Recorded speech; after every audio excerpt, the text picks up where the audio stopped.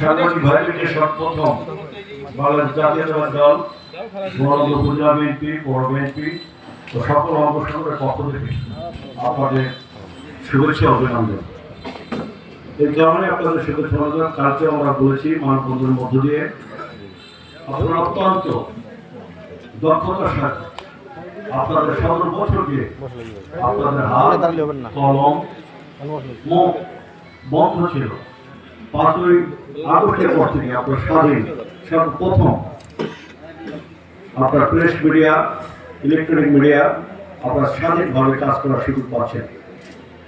আমরা বিএনপির পক্ষ থেকে আপনাদেরকে স্বাধীনভাবে আপনাদের লেখনী দ্বারা যাতে আমাদের বঙ্গবাসী তথা বাংলাদেশের মানুষ উপকৃত হয়, বস্তুনিষ্ঠ সংবাদ উঠে আসে, এই আশাটা আপনাদের ক্ষেত্রে আমরা করি। আমরা সেই সাথে সর্বপ্রথম স্মরণ করছি এই 4, 5 এবং 3 আগস্ট এই শেখ হাসিনার বিরুদ্ধে শেখ হাসিনার বিরুদ্ধে আন্দোলন করতে গিয়ে যে সকল ছাত্র জনতা শহীদ হয়েছে তাদের মাগফিরাত কামনা করছি।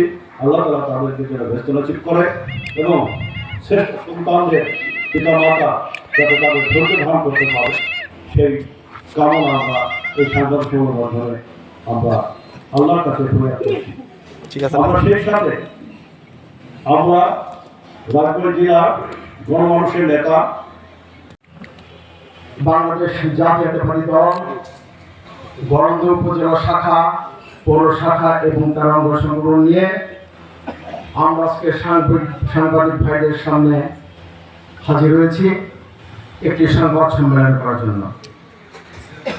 বাংলাদেশের ব্যবসায়ী পরিষদের সভাপতি 1994 সাল থেকে আজ 30 বছর হল।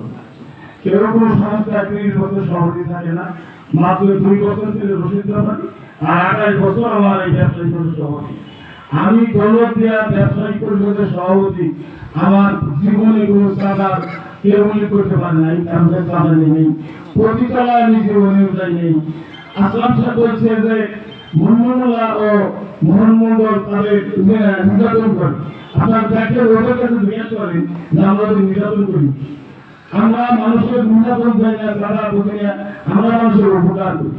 আমি দৌলতদিয়া মোহাম্মদুল 42 বছর আমার বিশেষ বয়স, আমি 42 বছর মানুষের উপকার করি, মানুষের কাছে যাই, একটি টাকা ব্যবস্থা ঘুষিয়ে নিয়ে তার উপরে ভাত খেয়ে নিয়ে তার রিক্সা ভাড়া নিয়ে আপনার চাঁদা করতে পারি।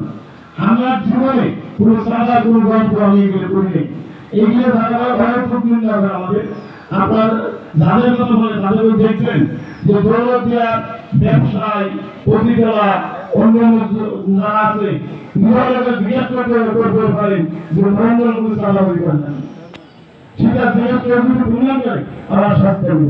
এই ভয়ানক মিথ্যা কথা বলা এখানে আসলাম সাহেব উনি ওখানে বলতে জানেন না, ওনার কাছে গিয়ে কারা বলে আর উনি আমাদের সাদা মোহাম্মদুল্লাহ আমার নেতৃত্বে আরো বলছে বিবি মালিক না বালু মালিক, আবার বলছে ওয়াসিয়া পার্টির নেতা মোহাম্মদুল্লাহ ও মোহাম্মদুল দোষ আছে গরমের জন্য যে সাদা বলছে।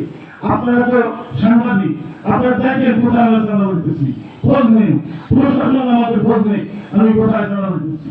এই আমাদের বিরোধীরা বলা হচ্ছে ভিত্তিহীন, এটা মিথ্যা, আমি তীব্র প্রতিনিধি জানাবো।